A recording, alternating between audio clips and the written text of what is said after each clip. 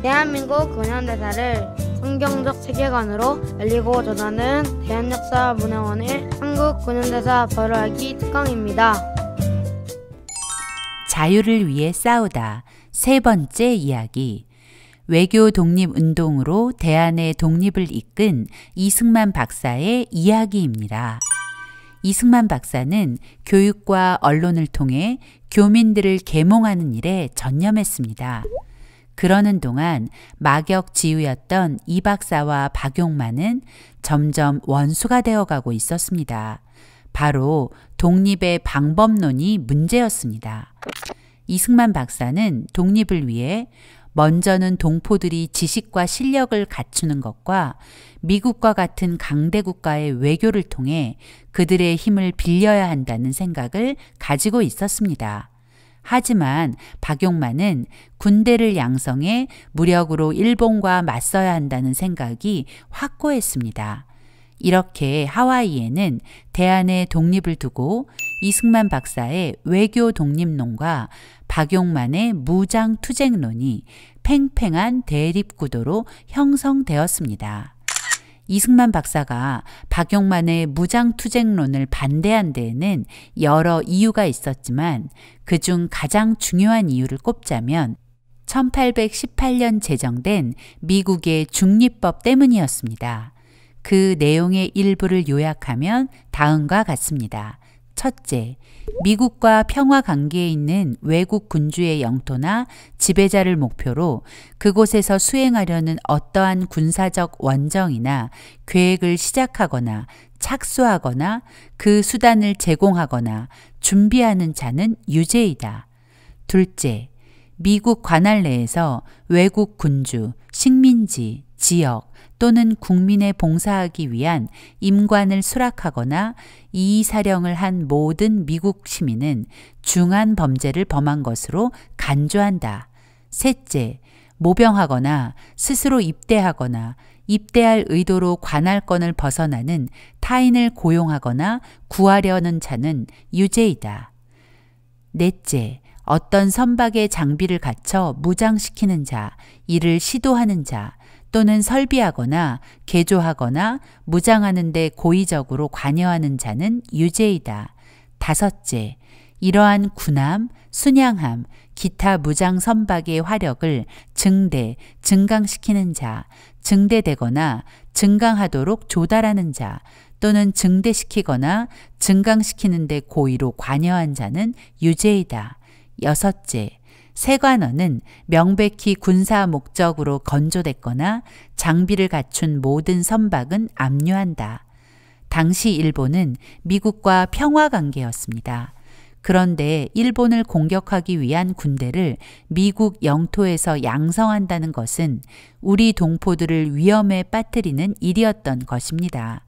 당연히 군사를 모으는 것도 불가하고 훈련시켜도 그들을 싣고 적에게 갈 수조차 없는 것입니다. 즉, 미국의 중립법 아래서는 군대를 양성하는 일은 아무런 대안이 없는 일이었던 것이죠.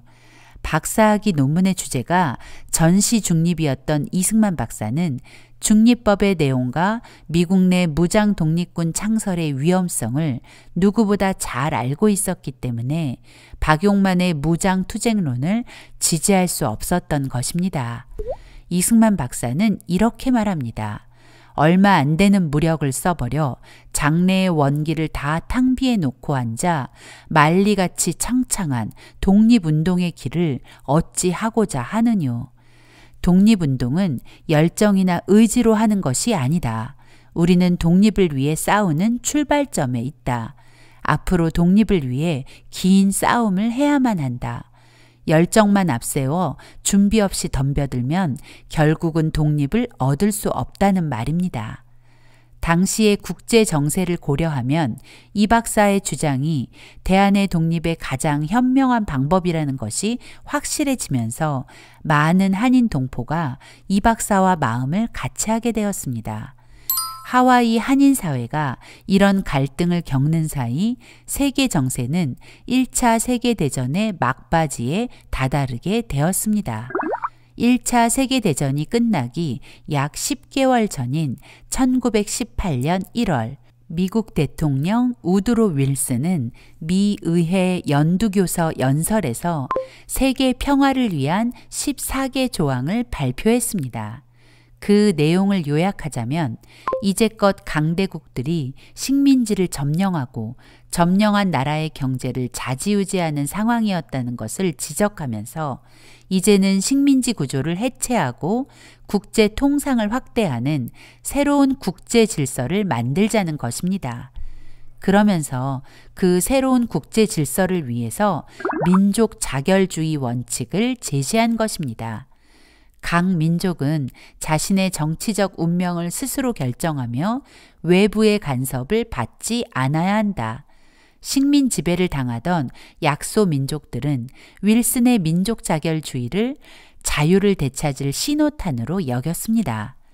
1918년 11월 드디어 1차 세계대전이 막을 내리면서 이듬해인 1919년 1월 파리에서 전후 처리를 위한 강화회의가 열리게 되었습니다. 미국 내 한인 독립운동 단체들 역시 이 기회를 놓칠 수 없었습니다. 1918년 11월 25일 안창호는 대한인 국민의 중앙총회 임시협의회를 소집하여 이승만, 정한경, 민찬호를 파리 강화회의에 한인 대표로 파견하기로 결정했습니다. 이승만 박사는 1919년 1월 6일 하와이를 떠나 6년 만에 미국 본토를 밟았습니다. 그러나 이 박사의 마음은 편치 않았습니다. 왜냐하면 일본이 승전국의 일원이었기 때문이었죠. 일본과 평화관계에 있는 미국이 일본의 식민지인 한국 대표를 파리 강화회의 정식 멤버로 인정해 줄 리 없고 파리로 가는 여권조차 발급해 주지 않을 것이 분명했으니까요. 이 박사의 염려는 적중했습니다. 일본의 방해로 여권을 발급받을 수 없게 되었고 결국 파리행은 좌절되고 말았습니다. 이 박사는 샌프란시스코, LA, 시카고, 디트로이트, 뉴욕을 거쳐 필라델피아에 도착했습니다. 1919년 2월 13일 이승만 박사는 서재필을 만났습니다. 이날 이 박사는 서재필에게 필라델피아에서 한인대회를 개최하고 동포들이 독립기념관까지 퍼레이드를 하여 우리의 독립 의지를 표명하자고 제안했습니다. 하지만 서재필은 이 박사의 제안에 즉각 동의하지 않았습니다. 3월 9일 한국에서 3.1 운동이 발발했다는 소식을 전해 들은 후에야 이 박사의 제안에 찬성하게 되었죠. 최근 필라델피아 1919라는 뮤지컬을 통해 많은 사람이 필라델피아 대한인 총대표회의에 대해 알게 되었는데요. 그 뮤지컬에서는 베네딕트라는 유대인 기자가 대한인 총대표회의를 주도한 것처럼 표현했습니다. 하지만 그것은 사실처럼 보이는 픽션이죠. 베네딕트는 그 자리에 참석한 많은 사람 중 하나였을 뿐입니다. 필라델피아 1919 대한인 총대표회의를 구상하고 주도한 것은 이승만 박사였다는 것이 진실입니다. 이 박사가 백오인 사건으로 서울을 떠나면서 쓰기 시작한 이승만 일기를 보면 비록 간결한 기록이지만 이 박사가 필라델피아 대한인 총대표회의를 구상했다는 사실을 확인할 수 있습니다. 한편 한국에서는 백오인 사건 이후 일본의 한국교회 핍박과 무단 통치가 극에 달했습니다. 1919년 3.1 운동이 일어납니다. 서울 전역에 만세의 함성이 울려 퍼졌고 남녀노소 모두가 저마다 손에 태극기를 들고 이 거룩한 만세 시위에 동참했습니다. 3.1 운동은 단 하루의 이벤트가 아니었습니다. 파고다 공원을 시작으로 다음 날은 서울역에서 그리고 전국으로 한인이 거주하는 세계 각지에 퍼져가며 대한독립의 간절한 소망을 세상에 선포했습니다. 여러분은 이승만 박사가 3.1 운동에 아주 중요한 역할을 했다는 사실을 아시나요? 이승만 박사는 1차 세계대전 종전이 임박해오자 국내외 독립운동가 동지들에게 걸기할 준비를 갖추라는 밀서를 보내기 시작했습니다. 그리고 11월 11일 독일의 항복으로 1차 세계대전이 끝나고 파리 강화회의 예비회담 의제 속에 민족 자결주의가 상정되었음을 확인한 이 박사는 곧바로 국내와 일본, 중국 등지의 독립운동가 동지들에게 민족 총궐기의 때가 왔다며 한국인의 독립의지를 드러낼 퍼포먼스를 일으키라는 지령과 밀서를 보냈습니다. 국내외 독립운동가 동지들에게 윌슨 대통령의 민족 자결주의 원칙이 파리 강화회의에 정식으로 제출되는 이 기회를 놓칠 수 없습니다. 일본의 노예 정책을 고발하고 한민족의 자주권을 회복시키는 기회로 만들어야 할 것입니다. 이에 미국 내 동지들도 구국운동을 추진하고 있으니 국내 동지들도 적극적으로 호응하여 독립운동을 벌여주기 바랍니다. 국내가 조용하면 우리가 파리에서 무슨 발언권이 있겠습니까? 혹자들은 이 박사의 3.1운동 개입을 허구라고 매도하며 진실을 덮으려 하지만 3.1운동의 시작점에 이 박사가 존재했다는 사실을 기억해야 합니다. 3.1운동 역사에서 이승만 박사를 빼놓을 수 없는 중요한 이유가 바로 이승만 박사의 저서 독립정신입니다. 이 박사는 독립정신을 지필하면서 백성이 깨어 있어야 독립이 가능하다고 했습니다. 그리고 독립정신을 지필하는 목적을 이렇게 이야기합니다. 오로지 백성들의 정신 속에 독립의 의지를 심어주는 것이 무엇보다 시급하기 때문에 이 책을 황급히 쓴다. 이 박사는 독립정신을 통해 한국인들의 정신 속에 독립의 의지를 심고 있었던 것입니다.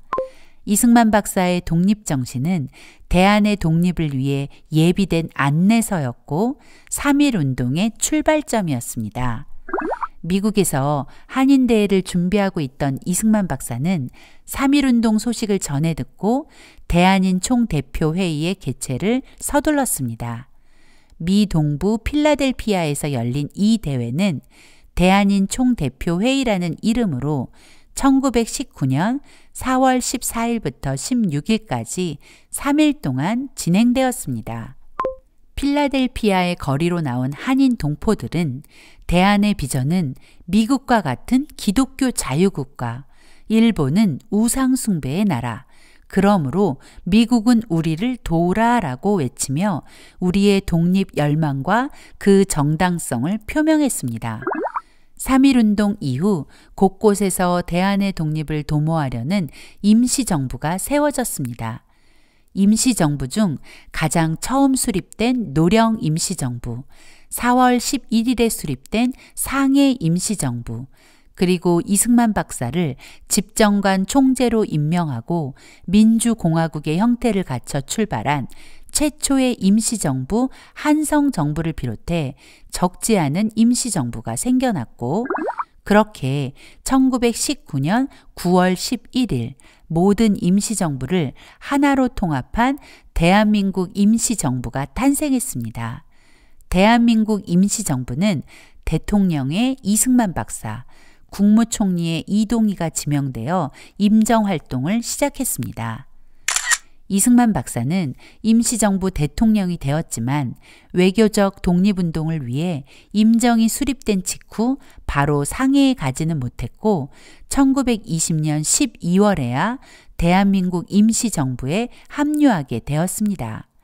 이 박사는 상해에서 약 5개월을 머물렀고 미국으로 건너와 워싱턴 DC의 구미위원부를 개설하여 임시정부와 소통하며 외교 업무를 담당하며 독립운동을 이어갔습니다.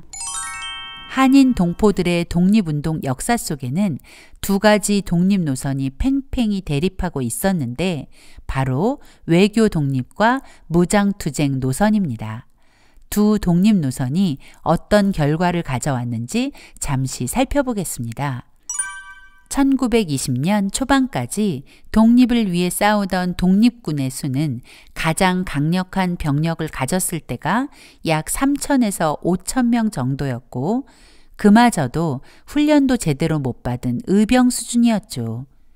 반면 일본은 잘 훈련된 정예부대로 병력을 최대 700만까지 보유한 적도 있었습니다. 게다가 일본은 전투기며 항공모함까지 갖춘 세계적으로 3대 군사 강국이었죠. 이런 일본을 상대로 어떤 무장투쟁 독립운동이 전개되었을까요? 김상옥 의사는 1923년 1월 12일 종로 경찰서에 폭탄을 투척했습니다. 그 후 일본의 수배를 피해 은신하는 과정에서도 끊임없이 일본에게 타격을 주려는 시도를 멈추지 않았습니다. 그러나 안타깝게도 1월 22일 종로 효제동에서 일본 군경에게 포위된 김상옥 의사는 일본 군경 400명과 약 3시간 동안 총격전을 벌여 일본에 강력히 저항하다가 결국 순국했습니다. 김상옥 의사의 용맹한 저항 정신은 너무나 훌륭합니다. 하지만 김상옥 의사가 순국한 후 남겨진 이들에게 일제의 탄압은 더 가혹해졌습니다. 홍범도 장군이 이끈 봉오동 전투는 열악한 상황을 극복하고 일본군 157명을 사살하는 놀라운 전과를 거두었고, 김자진 장군이 이끈 청산리 전투 역시 적은 수의 군인들이 지혜와 훌륭한 전략으로 일본군 1200명을 사살하는 놀라운 전과를 거두었습니다.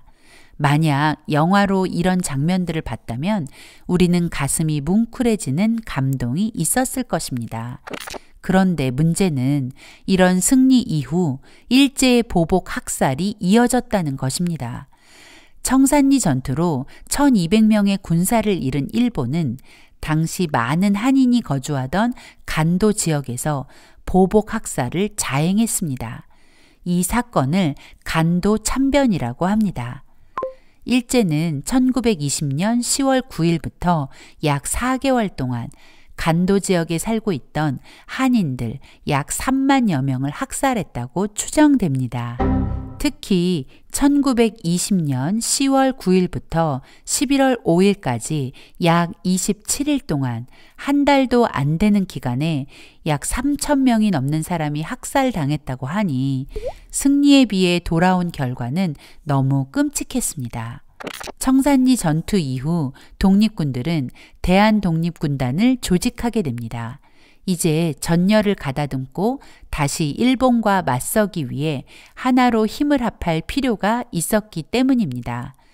군대 조직이 잘 유지되려면 훈련 장소가 필요한데 때마침 소련은 자유시라 불리는 스보보드니에 대한독립군단을 위한 진지를 내어주겠다는 것입니다. 이 얼마나 반가운 소식인지.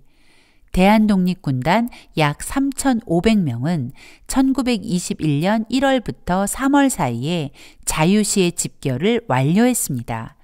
스보보드니 수라셰프카역의 급수탑 앞이 독립군단의 진지가 되었고, 이제 이곳에서 일본과의 결전을 준비하기만 하면 되는 것이었죠.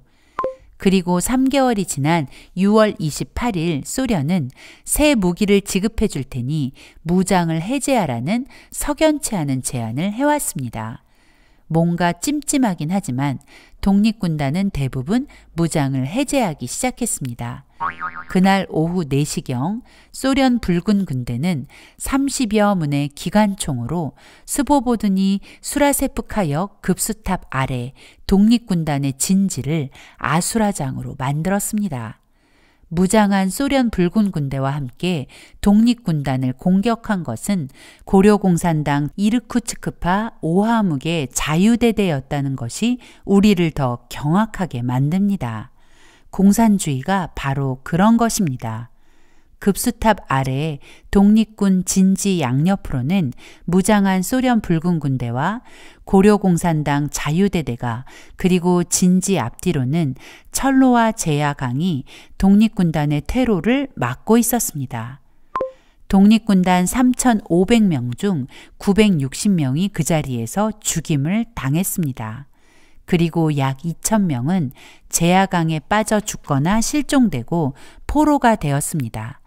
사실상 이날 대한독립군단은 완전히 와해된 것이나 다름없었습니다.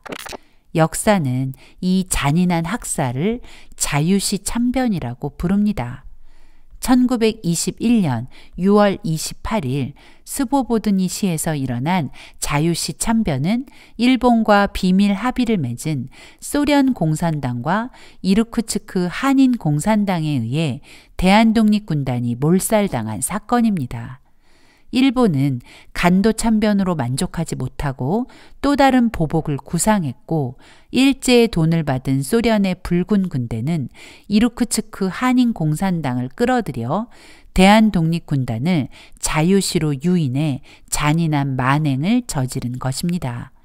이로써 사실상 무장투쟁 독립운동은 막을 내리게 된 것이죠. 목숨을 걸고 무장투쟁으로 독립운동을 하신 많은 분의 숭고한 희생은 너무나 귀하고 감사합니다. 하지만 모두가 죽고 나라를 찾는다면 과연 무슨 소용이 있을까요?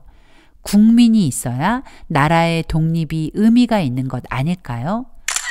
이승만 박사는 무장투쟁으로는 독립하는 데 한계가 있다는 것을 이미 알고 있었습니다.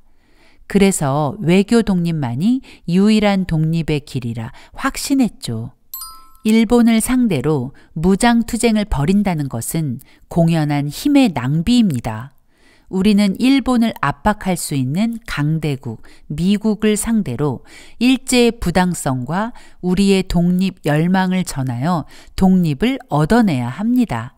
이것이 이 박사의 한결같은 생각이었습니다. 일본은 마치 골리앗과 같은 힘과 수백만의 군대를 가진 나라였고 우리는 물맷돌을 가진 다윗과 같은 처지였습니다. 하지만 우리가 아는 결과는 물맷돌을 가진 다윗의 승리입니다. 다윗은 자신의 힘으로 싸운 것이 아니라 전능하신 만군의 여호와 하나님을 의지하여 승리를 얻어냈죠. 그처럼 한국은 자신의 힘으로 싸우려다가는 승산이 없고 우리를 도울 손길이 필요하다는 것을 이 박사는 확신한 것입니다. 하나님은 다윗의 손에 있는 물맷돌을 사용하여 골리앗을 쓰러뜨리셨습니다. 그리고 그 하나님께서는 이승만 박사의 손에 강대국이라는 물맷돌을 쥐어주시고 일본을 향해 던지도록 일하고 계신 것이죠. 그래서 이 박사는 외교 독립의 길을 걸어간 것입니다. 물론 처음부터 이승만 박사의 외교 독립 노선이 빛을 발한 것은 아니었습니다. 이승만 박사는 임정 대통령직을 수행하는 동안 미국 본토에 구미위원부를 설치하여 외교적 돌파구를 찾으려 노력했지만 실패에 쓴 잔을 마셔야 했습니다. 그러나 1933년 제네바에서 열린 국제연맹 총회의를 통해 외교 독립의 진가가 드러나기 시작합니다. 당시 일본은 만주사변을 일으켜 국제사회에 큰 충격을 주었습니다. 대한민국 임시정부는 이 박사를 한국의 독립을 탄원하기 위한 수석 특명 전권 대표로 임명하고 제네바 국제연맹으로 보냈습니다. 이승만 박사는 한국의 독립 당위성을 국제적으로 알리기 위해 1933년 1월 5일부터 제네바에서 외교 독립 활동을 시작했습니다. 본회에 참석하지는 못했지만 이승만 박사는 신문과의 인터뷰, 방송 등을 통해 일본의 만행을 고발했습니다. 그의 그 인터뷰 기사가 라 트리븐 도리앙이나 뉴욕타임즈에 실리며 반향을 일으켰습니다. 이승만 박사는 인터뷰마다 조선의 독립이 동아시아의 안정과 평화의 필수 조건임을 강조했죠. 이 박사는 국제연맹 총회에 참석한 사람들에게 나눠줄 소책자를 제작하여 당시의 만주사변에서 드러난 일본의 만행을 고발했습니다. 이 소책자는 한국의 독립이 만주 평화의 핵심이라는 주장을 담은 만주의 한국인들이라는 35쪽 분량의 영문책자로 1932년 작성된 리튼 보고서의 내용을 발췌하여 코멘트를 달았습니다. 이승만은 이 소책자의 머릿말에서 출판 이유를 다음과 같이 밝힙니다.